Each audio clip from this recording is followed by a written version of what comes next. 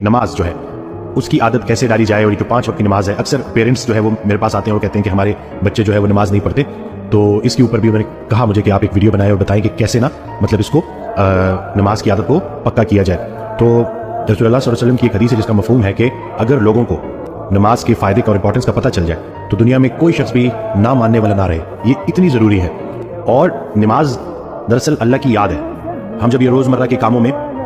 بھاگ دوڑ میں ہوتے ہیں تو اس بھاگ دوڑ میں کہیں ہم اللہ کو بھول نہ جائیں، زندگی دینے والے کو بھول نہ جائیں، اس کو یاد رکھنے کے لیے صبح اٹھے، فجر پڑھی، فجر پڑھنے کے بعد اپنے کام شروع کیے، مصروفیات میں بزی رہے، پھر ظہر کا ٹائم آ گیا، پھر نماز پڑھی، پھر اللہ کو یاد کیا، پھر ظہر سے عصر تک اللہ کو یاد رکھا، پھر جیسی عصر آئی عصر پڑھی، پھر سے اللہ کی یاد تازہ ہوئی، پھر عصر سے مغرب کے بیچ میں اللہ کو یاد رکھا، اور پھر عصر سے مغرب کے بیچ میں جو اللہ کو یاد رکھا کام بھی کیے اور اللہ کی یاد بھی قائم رہی، پھر جب مغرب آئی تو مغرب میں پھر وہ یاد تازہ کر لی، پھر عشاء پڑھی اور عشاء کے بعد باوضو سو گئے۔ تو اس طرح سے پورا دن اللہ کی یاد قائم رہی، تو پورا کا پورا